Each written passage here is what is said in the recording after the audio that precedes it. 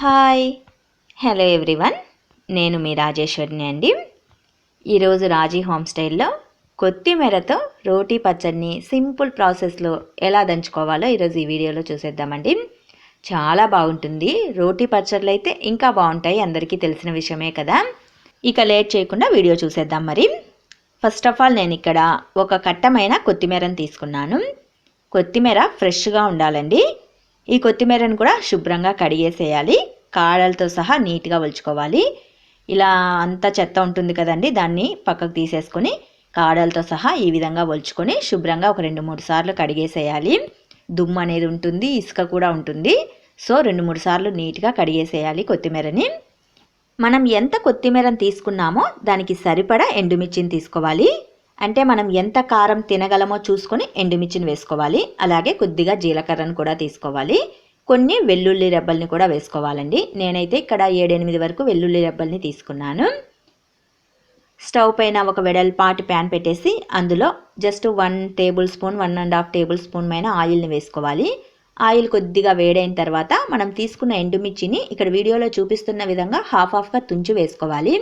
ఎందుకంటే ఎండుమిర్చిలోని లోపలి గింజలు చక్కగా వేగాయంటే పచ్చడి అనేది మంచి టేస్టీతో ఉంటుందండి. ఎండుమిర్చిని ఈ విధంగా వేపుకున్న తర్వాత వీటిని ఒక ప్లేట్లోకి సైడ్ ఆఫ్ తీసేసుకోవాలి. ఏమాత్రం మాడిపోనివ్వకుండా వేపుకోవాలండి. ఎండుమిర్చి మాడిపోయాయంటే పచ్చడి అనేది నల్లగా ఉంటుంది. ఎండుమిర్చి మాడిపోనివ్వకుండా ఆయిల్లో దోరగా వేపుకోవాలి. ఇందులోనే శుభ్రంగా కడిగేసి ఉంచుకున్న కొత్తిమీరను వేసేసుకోవాలి. ముందే చెప్పాను కదా, కాడలతో సహా వేసుకోవాలి. అప్పుడే పచ్చడి మంచి టేస్టీతో ఉంటుంది. కొద్దిమంది కాడల్ని పడేస్తూ ఉంటారు. పచ్చడికి కాడల్ని యూస్ చేసుకోవచ్చండి. అదే ఆయిల్లోనే కొత్తిమీరను కూడా వేసేసుకొని స్టవ్ని మీడియం ఫ్లేమ్లో ఉంచేసుకొని కొత్తిమీరని మగ్గించుకోవాలండి.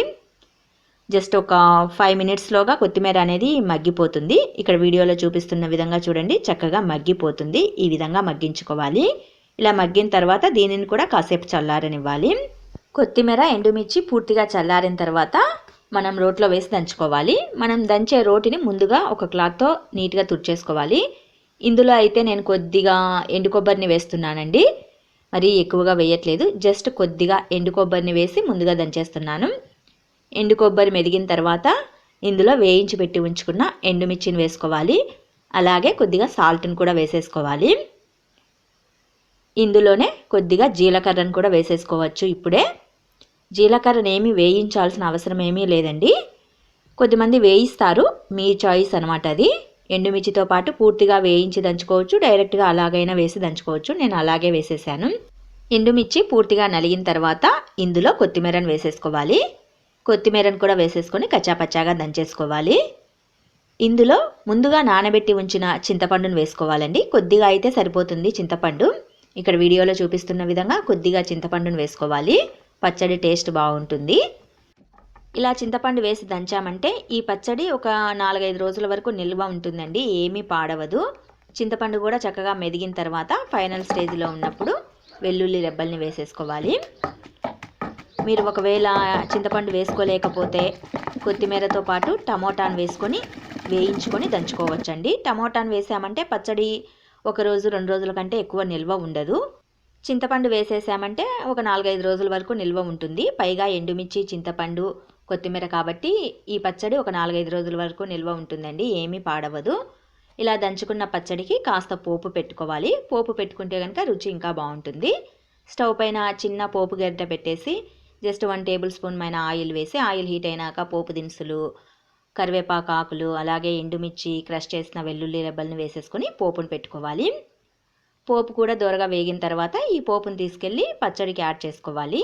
ఇంతేనండి, సింపుల్ ప్రాసెస్లో కొత్తిమీర రోటీ పచ్చడి రెడీ అయిపోయినట్లే. చాలా బాగుంటుందండి రైస్లోకి అయితే కనుక. ఏదైనా పప్పు చేసుకున్నప్పుడు సైడ్ డిష్గా కూడా చాలా బాగుంటుంది. కంపల్సరిగా ట్రై చేయండి.